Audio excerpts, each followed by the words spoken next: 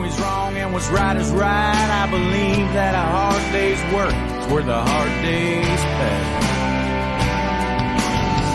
I believe in the Lord above. We should walk his walk and I'll share his love instead of marching to the beat of the devil's parade.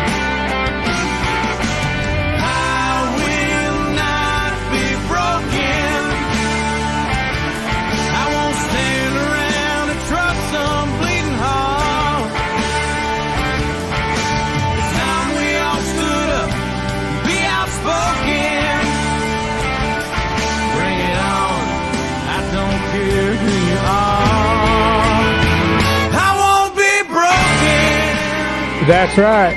We will not be broken. Here again on this Thursday evening with the Real Deal broadcast. I'm your host, Big Will's Bo Carver. And we just added, well, last week, and he was on once before, is Rob, the speed racer. Going to be a co-host with our show here on the Real Deal broadcast. Rob's with us tonight.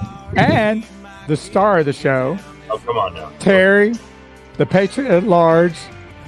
Anderson. What's up, family? What's up, family? We need the applause for that. No.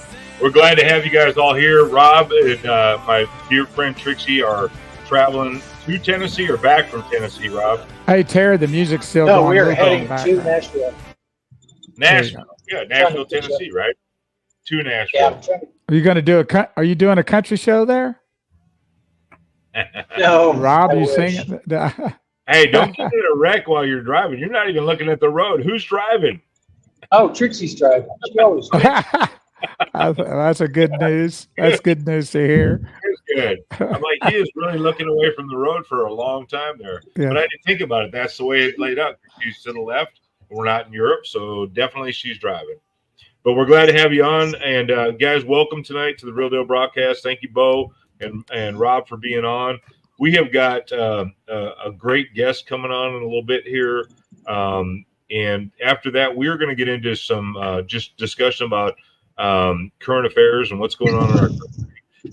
We haven't done that a whole lot lately because we've been so busy with the great guests that we've had over the last few months, honestly, that we haven't really just dug into what's going on. So what I would encourage all of you guys that are joining us in now, it looks like we've got quite a few people coming on already, is that you send us your comments. If there's anything you want to talk about, especially in the last half hour, we're going to open it up. It's going to be a free for all. We're going to talk about politics. We're going to talk about immigration. We're going to talk about January 6th.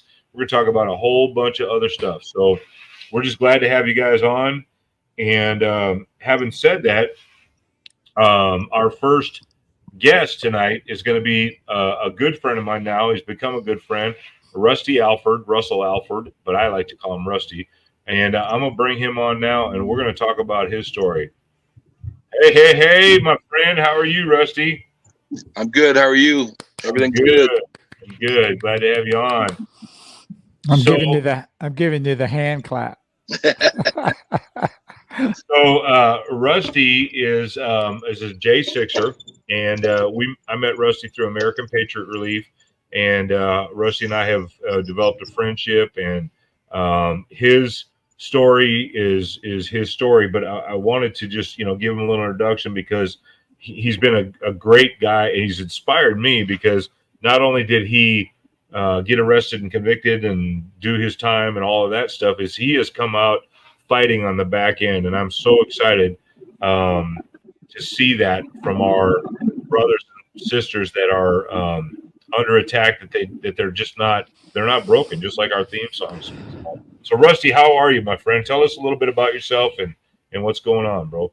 I'm good. I claim to be an American. I always thought I was. I just went on. I went to the January 6th because I felt like they had stolen the election from us.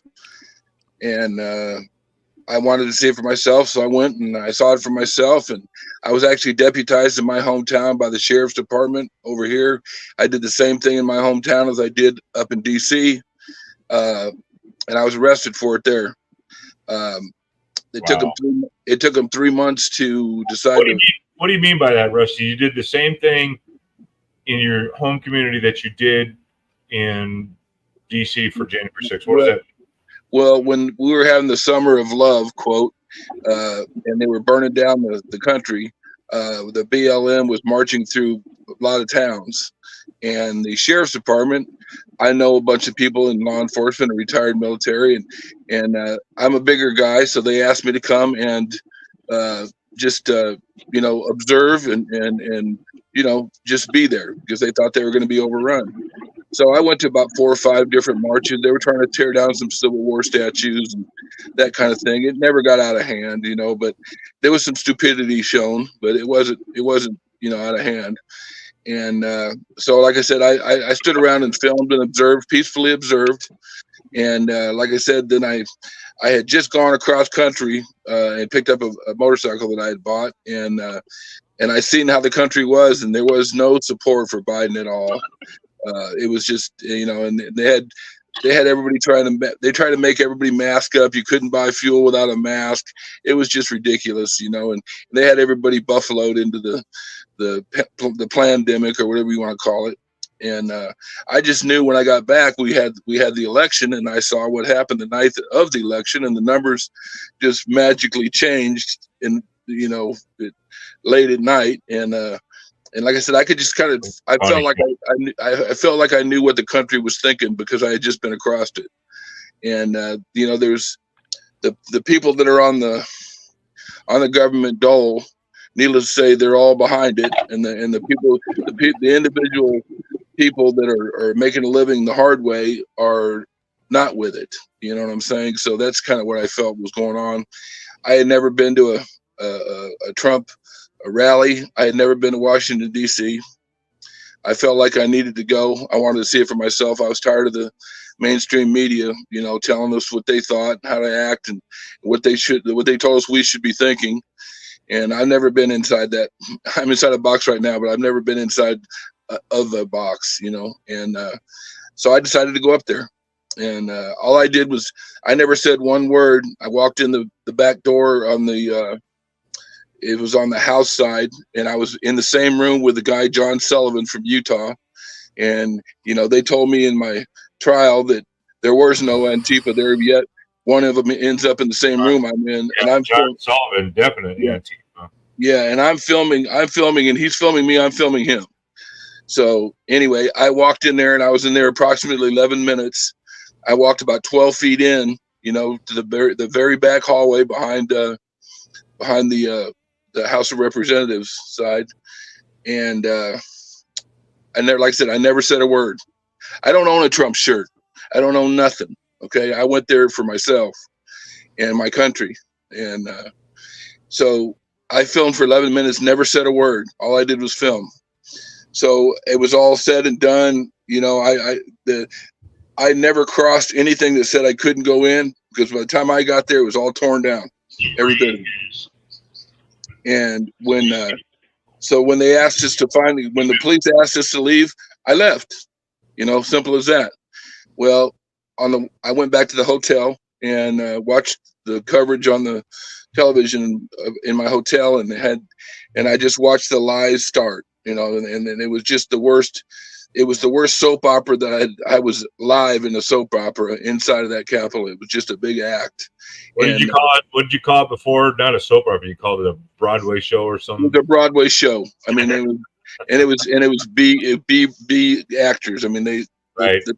When I was just on the outside of the door where Ashley Babbitt was shot, and nobody had any urgency in their eyes. Nobody hit the floor.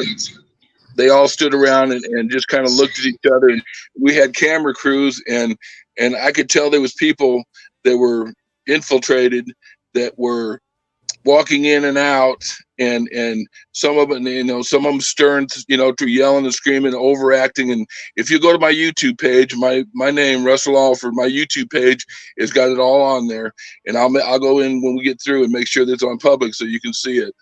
But it's got all these idiots yelling and screaming and acting the fool. And that's when I knew it wasn't real. Okay. All the cops were, some of them they acted like they were with us, as far as their thoughts. And then some of them didn't know what to think. They were just kind of stuck in the middle. And then, like I said, they decided they were going to run us out of the hallway. After 11 minutes, they ran us out of the hallway, and I walked back out the door and down the stairs. And then we got actors outside on the steps, running around with blood on their hands, like he had his hand on Ashley. You know what I'm saying? And I mean, and I've seen this guy in some of the footage since then. And I like I said, I felt like I walked around the side of the building, and there was a blood stream where they had drug her out of the side on a gurney, I guess. Or, I wasn't there, but when they had already taken her away in an ambulance, but I walked where they had taken her, and there was a stream of blood about 1.5 inches wide and on the concrete, and all the way from the door all the way to where the ambulance was. And I worked in the movie industry before, and I felt like the blood wasn't real. I've never seen mammal blood not coagulate like that. I could see the texture of the concrete through the blood. It looked water-based to me. Wow. Okay. Wow. That's Well, let me ask you, Russell, what would be the reason for that? Were they carrying her and the blood fall? I mean, I'm lost a little bit about why my personal thoughts. I've never seen a paramedic let that much blood escape off of a person, off of a gurney or a person. I got you. So they weren't doing a lot to help her, or they were fake people, emergency people. Exactly. And I noticed that about some of the police officers there. I mean, I made a reference. I thought that they looked like the Burger King patrol. Yeah. They were all, there's no doubt about it. She passed away from everything that we know. So unless they were trying to just, hide it, or embellish or make it more dramatic, like you said, like a Broadway show. So, well, all I know is my lawyer told me this before I went in the courtroom. You can only state what you actually know, and right. I don't know. Right. Okay. So you weren't there. I wasn't there. But the government did a lot of things. There's just some inconsistencies that nobody will come clean about. And I've also talked to a few people that are in this community that have said some things that made me kind of not know who to believe. You know what I mean? All I know is what I saw, right. And I feel like a lot of it was put on, Right. I believe it was definitely a staged insurrection. It was a setup all the way. But let me ask you this, Rusty. So, so you were there, you saw all this stuff, same as I did. We saw, just the insanity of how the day ended up and the bad actors and everything else. And then, but then what happened to you after J6, man? Well, I came back to Alabama about 5 days after I got back. The FBI showed up and, needless to say, identified themselves and talked to me. And I came clean. I gave them my phone. I let them download off my phone twice. Okay. Right. I cooperated 100%. I have no reason to lie. I was no reason for me to lie. So I told them exactly what was going on. I told them about my experience with the sheriff's department in town, told them who I was. It took them about 3 months before they decided to charge me. And then they come back with charges on me. I'm like, well, I didn't do anything wrong. All I'm doing is I was trying to provide information to the right authorities, whoever that may be. And, I was cooperating. Well, then they decided they were going to file charges on me. And it was all for remaining in a government building, parading, marching, just all misdemeanors. They're all petty. They were all considered petty misdemeanors. Okay. And so I wouldn't, I went, I didn't buy a lawyer. I went with the public defender's office in Birmingham and went over there, and they didn't kick my door in because the FBI guy I'm actually friends with him now. Okay. The guy that came and talked to me originally. And he liked my dogs, and he didn't want my dogs to get shot and them to come show their ass like they did to a bunch of people. Right. And so he called me up the day that they arrested me or filed charges on me and told me I need to go to Birmingham and do a walkthrough. So I did. I just, I went and did a walkthrough, and I let him download my phone again. And I just told them, all of them, that, I didn't do anything. I was raised. I know what the difference between right and wrong is. I didn't do anything wrong as an American, period. I didn't tear nothing up. I didn't scuff the floor. Okay. I didn't break the doors down. I didn't run over nobody. I didn't elbow nobody. If the cops would have needed help that day, I'd have helped them. Right. Okay. If the people all of us, if the people that were there that day who needed help, I would have helped them. I was, we're all humans. This is part of the human race. So that's what happened to your volume. I was like, where did his volume go? Are you getting a call coming in? Okay. Modern technology. Is he getting pizza? Hold on. I think so. I think that's Domino's. Yeah. Same stuff for us, Rusty. I think that's the FBI calling him again. Hey, last week we had James Malt on eating his first home cooked meal in All right, here we go. months. And when James Malt was Can on, you hear me? Yeah, we Yeah, can. oh, yeah, you're good. I was trying to fill in the void there. James Malt came on last week at his first Hello. home cooked meal. Can you hear us? Can you hear me? Yes. Yes, we can. We hear you. You might have We muted hear your you. audio. You there? Can you hear me now? All right. Well, obviously, I can't hear you guys. Yeah. Well, look, Can you hear me? what you might want to do is click out and click Okay, off well, I and can't come hear back what you on. guys are saying at all. sign out and sign back in. We can't hear you. Do you want me to go back out and come back in? Yes. But what I was telling you is James Malt came on last week, and he had his first home cooked meal in 30 months, and he John,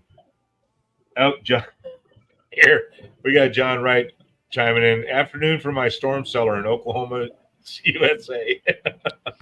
I love John. Hey, John.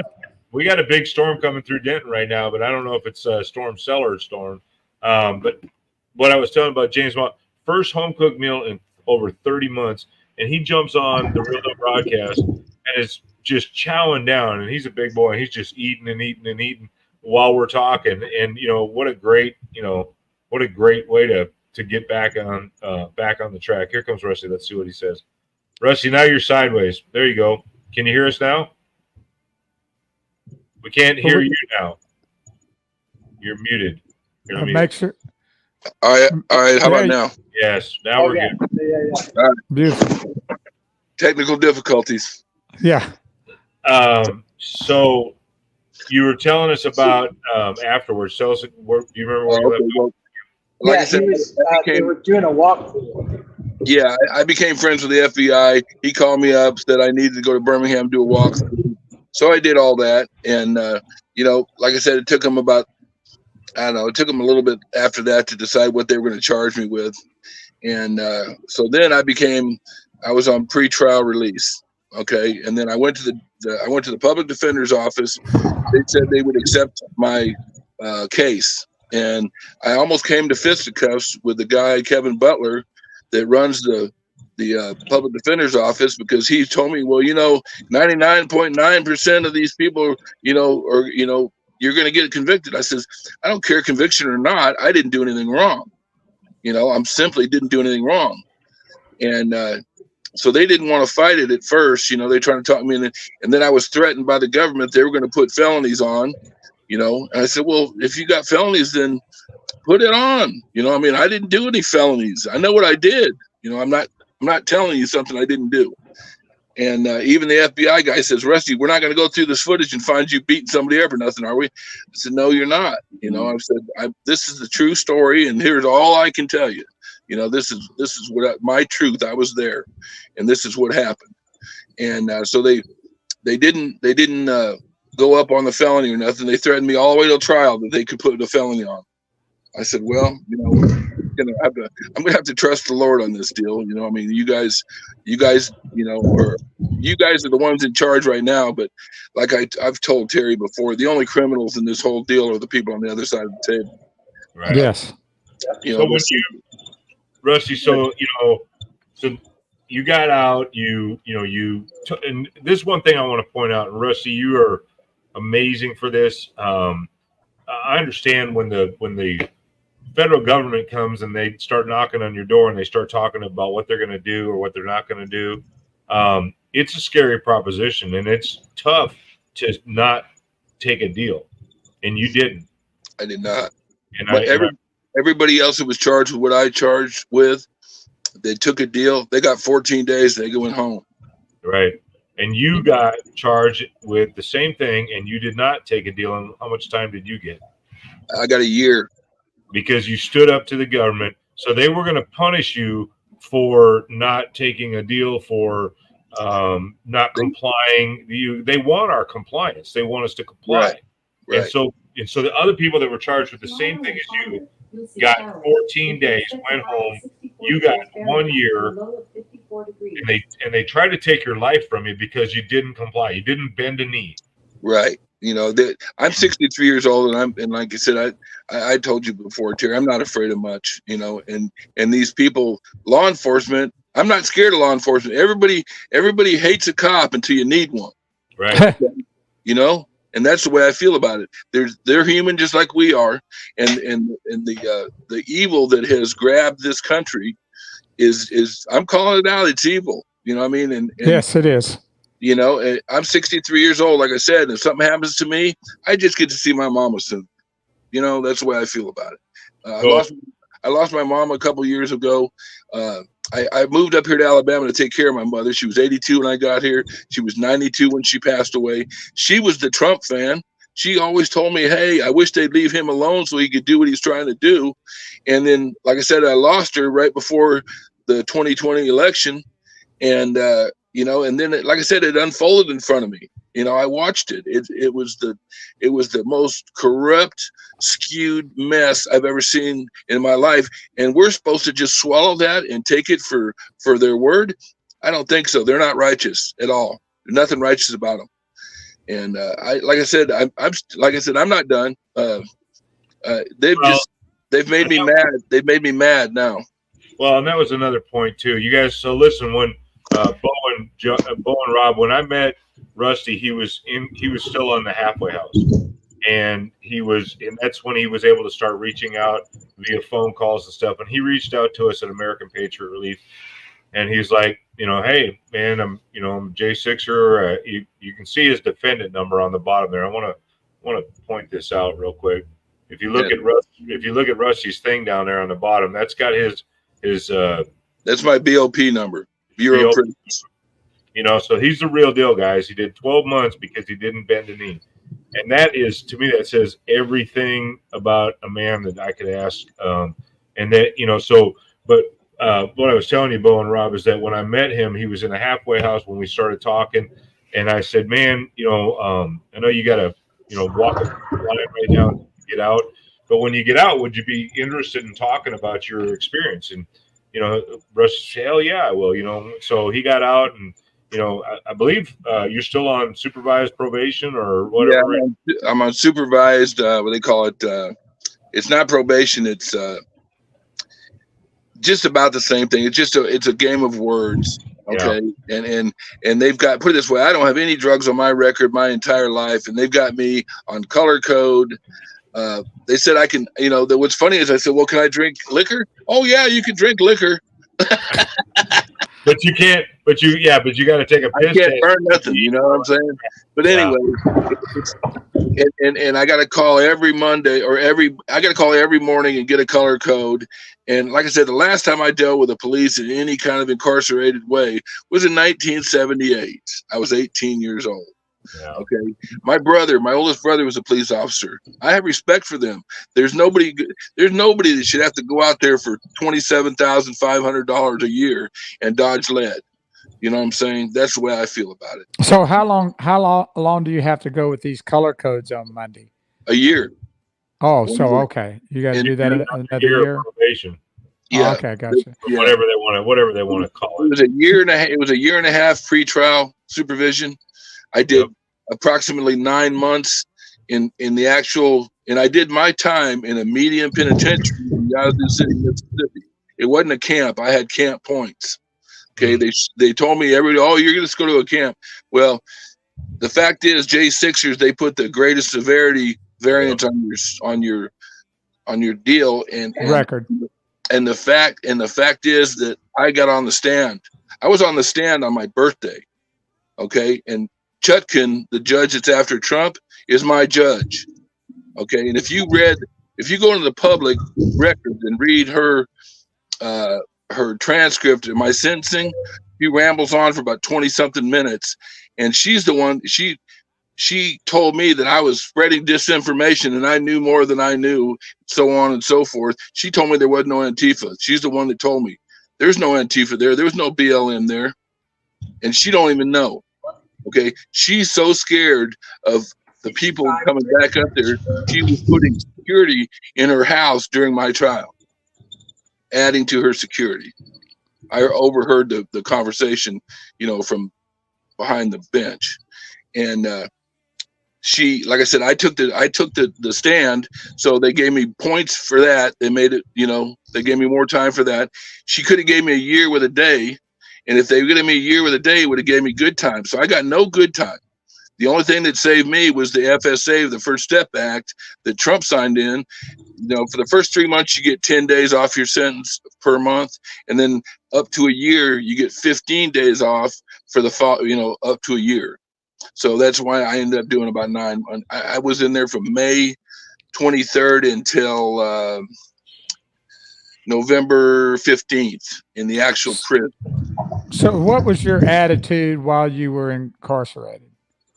I'm pretty, I'm telling you, the Lord's been good to me. I'm going to tell you, and it's not because I'm the perfect person, trust me, but He has shielded me my whole life. I can look back on things. I can look back on things that he did for me when I was a kid that prepared me for where I came to. Okay. So I was prepared when I went there. I feel sorry for people that have never been in the system.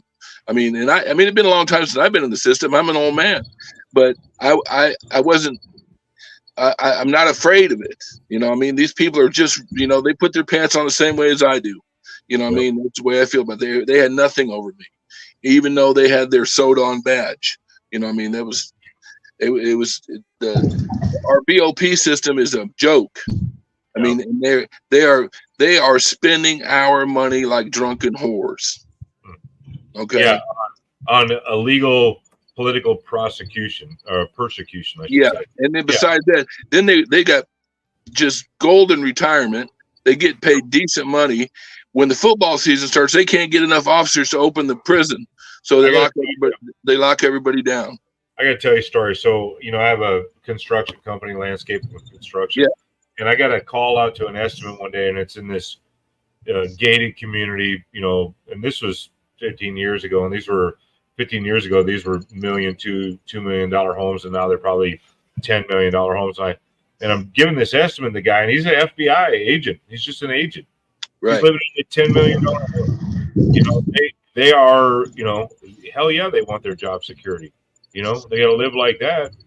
Well, most of them have a side hustle besides working for FBI or BOP or anything else. They all got side hustles going on. Okay. I mean, I've got a stack of paperwork. I've told you this before, Terry, that I documented a bunch of things that happened to me in prison with emails. And I've actually got a commanding officer signed a piece of paper saying one thing, and it was a lie. It was fraud. And that's why I'm gonna hang out in this deal, because fraud is fraud. I didn't do anything wrong. They created every bit of it. And like I said, I'm 63 years old. I ain't afraid of these fools. I'm not. The bad part is they're out there. They're arresting journalists. Okay, and now we got whistleblowers that are coming up dead. Okay, how far are they going to push us? Yep. Okay, when is somebody with a badge going to do their job? That's what I want to know. Well, can I read a scripture right now, because I think it kind of goes. Oh, there's a time. It always goes for the time. There you go. All right, well, this is taken from Luke 6:43. And it says, no good tree bears bad fruit, nor does a bad tree bear good fruit. Each tree is recognized by its own fruit. People do not pick figs from thorn bushes or grapes from briars. A good man brings good things out of the good stored up in his heart, and an evil man brings evil things out of the evil stored up in his heart. For the mouth speaks what the heart is full of. And I think that that's one of the things that I've gotten from you is that you are trying to show that what that evil man brings out is evil things.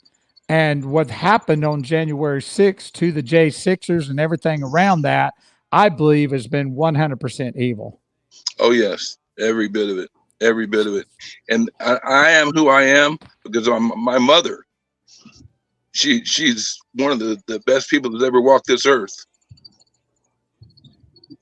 Well, Russ, you can't say enough about a man who loves his mom like that, and I love my mom the same way. And it says a lot about your moral character. And man, I just know that glad that your heart speaks the truth too, like the scripture said. You got the good that speaks the truth, and you got the evil that speaks evil, and that's what's in your heart. That's what's in their heart. And keep going, man. Keep fighting it and showing them that good will rise above evil. Oh, yeah. No doubt. We're going to ride through this. It may not, nobody really knows where we're going with all this. We still don't know. We don't know. I mean, you can polls, you can watch all this news you want. It doesn't matter. It doesn't matter. There's people that are going to reveal themselves that are still treacherous. Okay. So, you kind of let it go one ear and out the other. And then the people, what I can't believe is people, everybody hates Trump. How can you hate somebody that you've never been in a room with, that you don't really know them? All you're taking is somebody else's ideas and thoughts and projecting it, into your feelings about it. I mean, I don't know Trump either. I don't know if he's a good man. I know I like what he did. I worked for people like Trump before. That all I know is he was fair. I made money. I got home. I did my thing. He did his thing. I never went out nowhere with him. You know what I'm saying? It is what he is. You know what I mean? And I got some people that are completely against him. Even though they're Americans, conservatives, religious, whatever. I know people that still don't like him. They're anti-Trumpers, and that's fine. Be an anti-Trumper, but man, don't be an anti-American. Right. That's the whole thing. It's not about Trump. It's never been about Trump. Yeah, it's about the evil that has impregnated our government. That's right. And if these people can keep continuing to do what they've done for the last 3,000 years, they've done this. This is the same evil. And we finally have the technology where they can't get over on us because we get our information just as fast as they make it. Okay. Yeah. Before it was taking a full year to get around the world for anybody to know the next thought. Yep. Okay. Well, it just all I know is my basic principles. I'm trying to do the right thing, the next right thing. That's all I can do. And if something happens to me between now and when we're all going to die anyway, there ain't no getting out of here without dying. I mean, Rusty, man, I sure appreciate you coming on tonight. I know you told me you had some, and Rusty's got his own business. He's came out and was able to, make, at least, hang on to some of his livelihood when he got out. And we're just so happy for you. I'm glad that we were able to help you out through American Patriot Relief. But you have a different work ethic. You're a hard worker. You came out. You told me from day one, I don't want to have to take anything from anybody. I want to pay my own way. I want to work. And man, my hat is off to you. I want to show you one line down here on the bottom. It says they wanted to pad the number of convictions for their narrative. Sorry you were part, bro. That's from Sean Treadway with PFA, and I'm wearing PFA colors tonight. And Susie Burgess is saying, way to go, Rusty. God bless you, brother. Here, let me put that up on there. Man, there's a lot of people. There's a whole community behind the J6ers. There's a whole country behind the J6ers, and we're proud of you. And you're a hero, man, for standing up for your country, for not bending the knee, and for walking this out, brother. Proud of you. Well, I'm just trying to let my grandkids and my friends' grandkids, and they don't even know what we had. You know, we didn't even know what we had.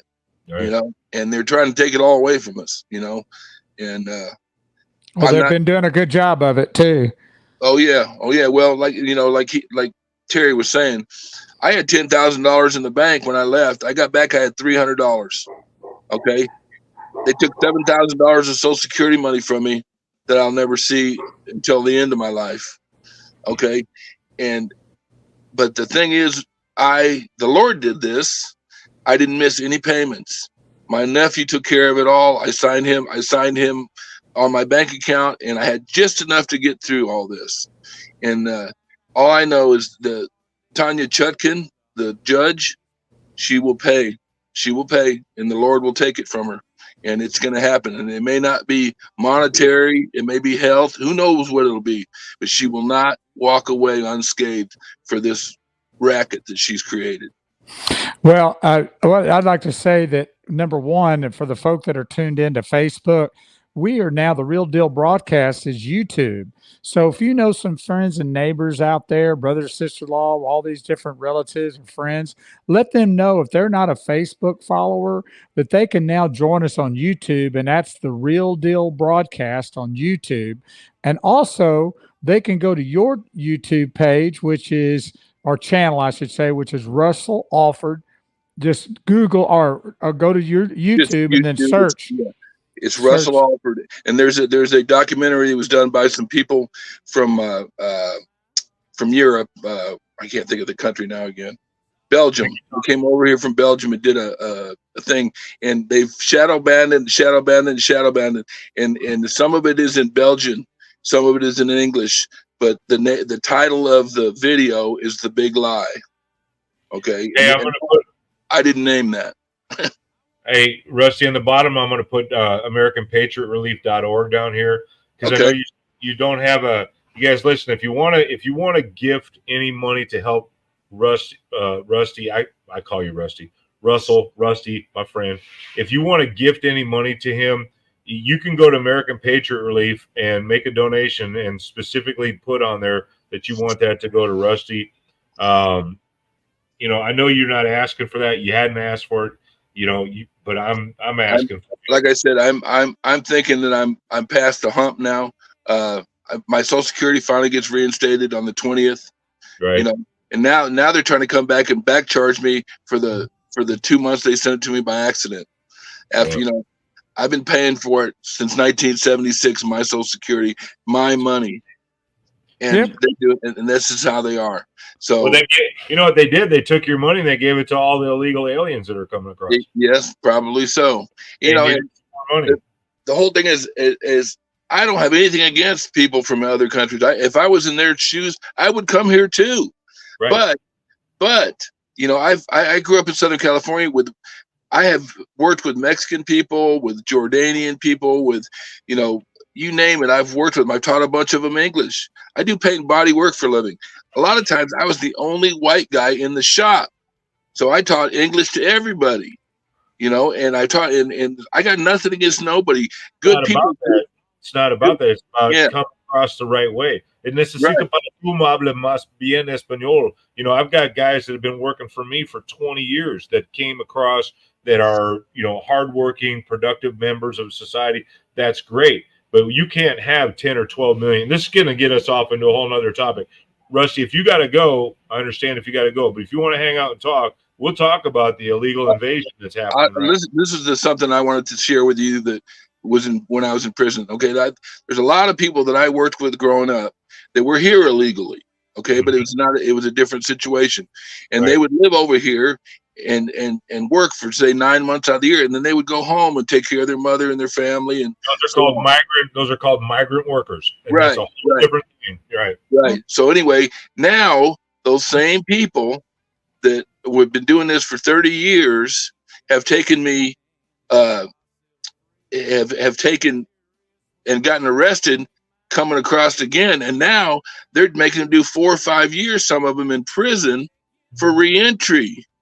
Okay, they've got, some of them have houses here, some of them have had green cards in the past that something happened and lapsed or something. But if you come across as a new IA, you're given housing in a hotel, you're given $5,000 a phone, everything else. But if you come across and you've been here before, what, they're going to throw you in jail then? Yeah. It's just insane. This is an upside down world that we're living in, guys. It's just crazy. I know some people that I have, the Patriot Relief, they helped me out with the commissary stuff, and there was some people in there that I shared it. Okay. Because you can only eat so many potato chips, you know what I mean? Yeah. And so I spread it around. A good person's a good person. Like I said before, it doesn't matter. And there's some good people in there that the government is giving a raw deal just because of the fact that we've got I don't even know what to call these people anymore. I mean, they're just a mess. Evil. Yeah. Evil. Yeah. Yep. But we got about 20 minutes left, and Rusty, we're glad to have you on. Like I said, if you want to hang out with us, we're going to dig into some local or just some current issues that are going on and current topics. If you want to hang out, you're welcome to hang out. But we just want to thank you so much for all your service. You are a servant. It's like serving your country, what you did, man. Well, put it this way, I felt like I was in the military when I was a kid. I had everything but the uniform. My dad was 21 years in the Air Force and retired as an E5 because he wasn't real good at listening to stupidity at the top. And I knew that if my father didn't get along that well, I probably wouldn't either. So I never went in. But right. I appreciate it. I got a tow truck out in front unloading the car, and I think you told me you had a tow wrecker coming or something. But God bless you, Rusty, man, and just let us know how you're doing. If anybody wants to contribute to Rusty, DM me. Get a hold of us through American Patriot Relief or through the. I have a Cash App and a Venmo. They can find me. Okay, man. Well, we love you, buddy. I appreciate you guys. You guys have a good evening. Okay. All right. See you, man. Hey. Thanks, Rusty. You take care, brother. Man. What a story, right, guys? Well, it's kind of interesting that he seems he's more passionate now than he was when he was doing it and in it. Now he's just, he's got, I don't know, when these people that are getting out are feeling now they've got some steroids, to be able to now really get out there and tell the truth and get out there because they've already served their time. And I think that's kind of what's really beginning to backfire on the judicial system of this J6 craziness, and it's gonna haunt them. It's coming to fruition one day, and I don't know when, but one day it's coming to fruition. And like he said, that judge is going to pay a price. They're going to find out. And someone posted a while ago, one of these days, most of those folk are going to be charged for treason, and it's new for me. It wouldn't be any time too soon. Yeah, and Rob, man, we're glad you stayed on, brother. I know you've been driving and you're traveling out there to take care of, I think, your father's estate and some other things out there. But, man, we're glad you came on. And we're going to dig into some current issues and stuff. But, I really want to encourage all of our listeners and anybody who's commenting to just comment about anything that they think is going on that they want to talk about right now. And one other thing, too, if you're commenting off of Patriots at Large, you're not going to come up with your name on. And I've asked people this before. I don't really want to share your name unless you really want us to share your name. But Marianne Martinez is saying, why are our veterans homeless? They're willing to help others, but not our own. And this is exactly, one of the biggest things we're talking about is, we've got illegal aliens coming across, but yet we can't help our own. And so you can't, if you're not going to help your veterans, if you're not going to help our own homeless here, why are we catering to these supposed asylum seekers? And I say supposed asylum seekers. Have you seen these asylum seekers coming across our border with their brand new tennis shoes? It doesn't look like they've walked a day of their life, and they've been transported across, from Central America all the way through Mexico and allowed to come to our own country. It's sickening. It's absolutely sickening. Well, the one thing that I don't understand, and I blame Mexico just as bad, the government of Mexico as much as our government, because they could stop that down at the southern part of Mexico, of those ones coming across there. So it's we're seeing an evilness beyond evil, in my opinion, these days. Rob, what do you think? What does Trixie think? That's what we really want to know. What does Trixie think about that? Well, I've been in cell. Oh, he just dropped off again. Must be his 5Gs going in and out of reception, probably. You know, Rob is great, and between him and Trixie, they know everything about politics, about the Constitution, about the Federalist Papers, about everything. They know so much, and they're so knowledgeable. But they were down on the border with me and Patriots at Large when we did our first event down there with Christy Hutcherson on the border in Laredo, and Rob and Trixie were down there, and we saw it firsthand what was happening down there, didn't we, Rob? He didn't know what you're saying. He froze up. We were just talking about our first event down in Memphis. We were just talking about our first event down in Laredo. No, that's Memphis. Right. Yeah, no, I'm talking about Laredo. When we were in Laredo, and you and Trixie and all of us with Patriot Large went down there, and we had that great event, and we watched these people coming across the border. And this was 3 years ago. No, this was 4 years ago. Was it after? It was 3 years ago. It was March right after J6. Right, so it was. So it was 3 years ago. And we saw them floating their little garbage bags across the river, and other people that were on our side of the river that were pretending to fish, they were scooping up those garbage bags, and like you and I and Trixie were standing there, and this was like an older Jeep Cherokee drives by full of garbage bags. It says there's not migrants in the garbage bags. There's drugs in the garbage bags.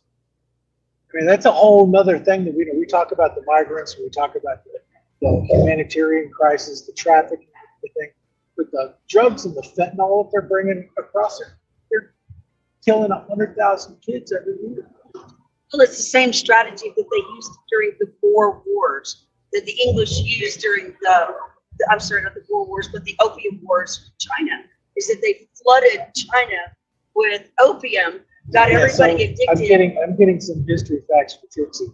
So it's an awful lot like when the English were fighting the Boer Wars, the Opium Wars with China. They flooded the country with opium and basically pacified everybody. The problem is China's trying to pacify us, but they're killing it. Anybody that takes it. It's the same thing. We just heard a story about four moms that went to a girls' trip to Las Vegas. One of them didn't have, but brought some cocaine, but it was laced with fentanyl. They bought some while they found were all four there. of them dead in a hotel room. It's a tragedy. I mean, it's just a public service. Because it could have fentanyl in it. Just don't do it anyway. Right. But so we've talked, Terry and I, we're not talking for the last 2 years about the problem, the humanitarian problem. The people some of the people that were at our Laredo event that had witnessed the rape trees or at least seen them. I mean, it makes your heart cry for those kids that are in that situation. But the whole drug thing almost goes unmentioned or untalked about because you don't see that. We went and saw it. We saw, who's that girl that was running for Congress down there? They were watching Sandra illegals. Sandra, yeah. So they're at their kid's soccer game and they got illegals running across. They had to call timeout because illegals are running across the soccer field. Well, Robbie, it's worse than that now. I was talking to Pastor Tovar and some of the people from his church. They've got helicopters going across the searchlights across their backyards like on a daily basis. Every day. That is a disenfranchised community down there. And we think that the inner cities are disenfranchised. If you think the inner cities are disenfranchised, go to the frickin' border. Go to the border and tell me what disenfranchised looks like. Would you agree with that, Rob and Trix? Oh, absolutely. I mean, it's You'd just say that towns like Laredo are disenfranchised as much as inner cities? Well, yes, but they're paid off by the cartel. Yes, they're completely Yeah, disenfranchised. she says yes, but a lot of the people that run those border towns are run by the cartel. Hey, Rob. You can tell them apart by the stickers they have on their cars. This is our sneaky way of getting Trixie to come on the show. Yeah. Well, I tried to at least get her to where she could hear the show right at the top, and I got kicked off and locked up and all kinds of. Yeah, that was when you said sent me there was some feedback. It's because I was trying to get her to listen to. Because I knew she would. She's driving, so she can't. Yeah, I'm not getting the feedback we had before, so it sounds great now, man. But we're just glad you guys are on, and there's so much going on. I wanted to touch base on another issue. We got about 10 minutes left in the show. Well, a couple of things, and one thing is, I watched this. Well, actually, I'm going to touch base on this first because this will take longer. Well, actually, I'll do the shorter thing, and then we'll end with this other thing. I Googled. I saw something today about the polls showing Trump was ahead and just dominating, But then I click on Google and I go to who's winning in the polls, and I want to read this to you. Donald Trump stung has new polls show how unpopular he is. Of course, that's Newsweek, right? And then The Guardian, Biden slightly behind Trump, but voters' view of economy approves polling for Biden. And I'm like, who is writing this crap? Trump is leading in the polls, but there's plenty of time for Biden to catch up. That's ABC News. USA Today. Same thing. Trump shows a slight lead. Everything that we see, that I see, shows that Trump is kicking his butt all over the place. And there's no way in hell that Biden's going to win this election. But mainstream media is already painting their narrative. They're already painting their picture. Yeah, well, you know why they came out with that real heavy this week?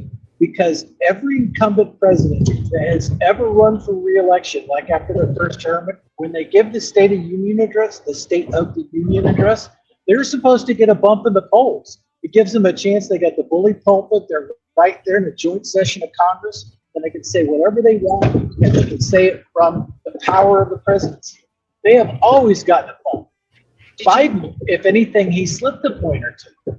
And that's the most coherent he's been in 3 years. They must have had him popped up on Adderall. That was not the Joe that we see on a day-to-day basis. Did you notice that during the State of the Union, he did not say, Mr. Speaker, the State of the Union is good. He did. Every speaker has made that statement, and he did not. Mentioned it, at some point, the president says, Mr. President, Mr. Speaker of Congress, the State of the Union is good. He never said that part. Is that it probably wasn't on the. Is that tradition? That was a repeat of the same speech that he gave. Yeah, I mean, I don't think it's not a law or anything. It's just something that they've always done. It's tradition. But they probably didn't put it on the teleprompter because they didn't want him to read it. Right. Well, so my point in all of this was like mainstream media is up to their old tricks. We got to stand guard. Also, it was the same speech that he's given for the last 3 years. We have to be more vigilant this election than ever before. Wouldn't you guys agree? Because if we're not vigilant this election, I don't see us coming back from another 4 years of this. And so we've got to be more and more vigilant. We've got to watch the polls closer. We've got to hold them accountable. We've got to speak the truth out whenever we can. Well, Oops.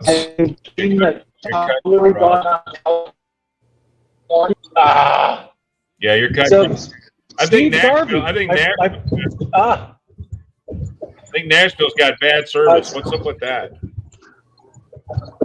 Yeah, it's East Tennessee. West Tennessee. Hey, I want to jump over to another topic real quick, and I've only got about 5-6 minutes left. So Bo and I were talking about this before. So I was reading an article today. It talked about how in December GM was planning on ending all gasoline vehicles sales by 2035, right? And then, but now the new news is that now GM and Honda are scrapping plans on a $5 million plant for EV vehicles, and that GM lost $1 billion last year, $1 billion in EV sales last year. And Bo's got his finger on the pulse of, with the automotive edge and everything. And Bo had started to tell me some things back on this. So, Bo, what do you think about that? Well, first of all, that we know that the administration has shoved that EV down everybody's throat, Right. and we don't know why, except most of us think that it's probably to line their own pocketbooks. It's not about the ecology, because it takes more out of the universe and to make a battery than it does to try to help us have a better breathing system.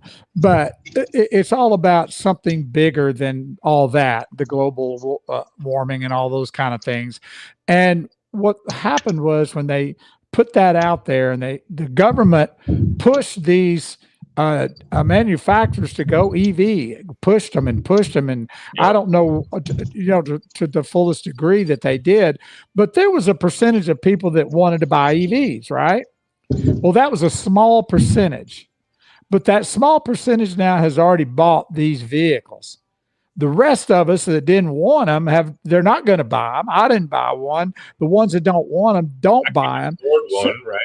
If you could even afford one, they bought them. But that percentage has already been taken care of. So we've found out, going to the dealerships that we do to do our live broadcast, there's EVs sitting on these lots for over 120 something days. They're moving into 4 and 5 months that they're not selling them. Yeah. And so, what, they're really starting to see that was a bad move on these manufacturers. Either they probably knew it was going to be a bad move, or they thought it was going to be a good move. But either way, those EVs are crumbling, because the hybrids is the way to go. And hybrids are starting to come out more, and all these manufacturers, and that's what people are wanting to buy instead of EVs. That's what they're buying. And the EVs are going to crumble. They've got all these charging stations across America that are not even working. They're down. People, it's a big mess, and it's equivalent to the big mess of everything that this administration has done. Amen. And I just had a delivery the other day, and a gentleman came by, and we had a big Trump for Texas flag up, and that gentleman said to me, he said, "I love your flag." And I said, "Well, thank you very much." And this gentleman was a Black American, and he said, "Let me tell you one thing. We have got to get Donald Trump back into office, because this administration and Biden is killing America, the Black community, and every other community out there." And he said, "Please pray that we get Donald Trump back in." And I asked him, well, I was glad to hear that, because we all want Trump back in. But I asked him about how he felt about that community. He said they're rallying. There's more and more and more are starting to realize that the Democrat Party and that administration is causing this America to go down the rabbit hole. Yeah. What do you think about that, Rob? We know. Remember when we went up to D.C., when we went up there with Oshawa, and what a great conservative. Rubia, and Hispanic, Black, white. It doesn't matter. This is not about color. This is not about race. This is about right versus wrong right now. And you either know or you don't. Yeah, you were talking about headlines and the polls and whatnot. Another interesting poll that came out this week is in 2020, the gap between Biden and Trump for Hispanics and Blacks was around 50%. They've narrowed that down to like 12. So there's a lot of people, a lot of Americans, not just white Americans, just Asian Americans. Everybody's waking up to the fact that what's going on right now isn't going to work. It's not sustainable. We have to get back to what Trump was doing. Well, but it was by design. It's John a Wright pivot. John Wright put it best right here. Economically collapse the system by overloading it and by moving all of these illegal immigrants into blue states. I mean, somehow we thought, oh, great, they're going to be in blue states, right? Well, that means that since illegal immigrants can be counted in the census, blue states are going to have more representation in the House. Oh, yeah, no, that's exactly right. I did read that. So by flooding the states, because they can actually use illegal aliens in the census to get more seats. Right, so they can get 20 more seats for the Democrats if they vote that way. But here's the problem. This is where they're going to get They tried to pass a law. And John Wright was president to stop that.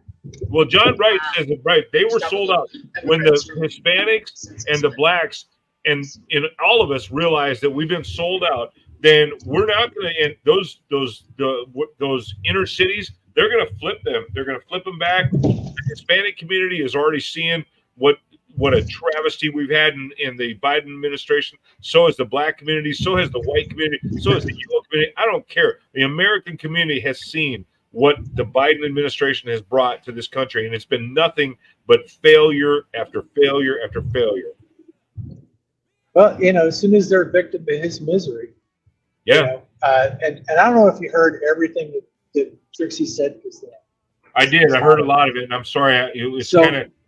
So what if you want a recap of what she was talking about? Just Google Cloward and Piven. Been talking about it since kind of the Tea Party days. It was something that was published by liberals back in the 60s. The idea is to overload, crash the system so they can build it back better in their socialist utopia.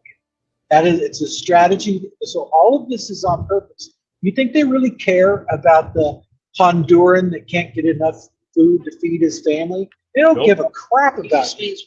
They need to bring all of these people over, use up whatever resources we have left, and crash the entire system. Yep, I agree. Well, guys, we are at the top of the hour. Hey, ask Trixie if we can put her face on just a second. Can you smile for the camera just a second? Here. Hey, sis! Woo-hoo! She's trying. I told everybody while you guys were off stage, between these two, they know everything about politics, the Constitution, the Federalist Papers, everything. These guys are so well informed, and Bo and I are so glad to have you guys on tonight, and we're looking forward to just a great future in just exposing the lies and bringing about the truth of what's really happening in our country. Great guest tonight. Bo, you want to wrap us up here? Just remember, everyone, we're here every Thursday evening. Now it's Central Daylight Time, CDT. That's where we are here in the central part of the United States, and it's 6 p.m. CDT every Thursday, and we try to bring it the real deal broadcast. And what that means is we try to bring the real deal out there, because you hear so many lies and stuff that you can't get away from. So until next Thursday, we hope each and every one of you have a blessed week. Remember, keep kicking the word, keep getting it out there, and let people know where we need to be and where we need to go. Hey, just one other thing, Bo, too. Listen, you guys, follow us on the Real Deal broadcast. If you want to have your name, obviously Patriots at Large is my baby, my group. I love it. But if you guys are posting from there, it's a private group. We can't see your name. I do go by and I try to check your name and give credit for some of the comments. Like right now, we've got Facebook user Build Back Better. What a joke. That happens to be, I got to go back and scroll in and see who that is. But if you go to the Real Deal broadcast and you follow us on there when we're live streaming, you'll be able to have your name seen and you can see what's going on. Yeah, that's our page that we really trying to push, because that's the name of the show, the Real Deal broadcast, and that's a separate page on Facebook. So Go to the Real Deal broadcast on Facebook and like that, and share it to people too, so people will even like it more, because it's a new page. we've only had it maybe a year, right, or less. 900 people on it. Yeah, something like We're that. growing.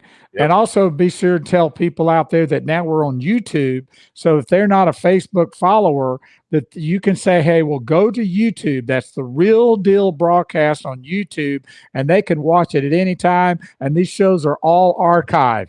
So it's not just we're live and then we're gone. They can go back and watch these shows at any time. And so share these shows, share it from YouTube. If somebody's not a Facebook person, email them to YouTube, text them the YouTube page, and let them know what's going on here, okay? Hey, also just one more kudos here is, and just credit for Clint Moody Band. We're going to close with his song, Broken. We love Clint. He's given us the rights to use this. So if any of you Facebook trolls out there are trying to say, oh, I have the rights, it's usually some Indian guy, I have the right to your song. So really it's not. This is Clint Moody. This is our song. Don't laugh too hard. Sorry. I'm probably going to get kicked off YouTube for that one. And I got the right to this song. You cannot use it. Listen, I'm just saying, those are the guys that come after me.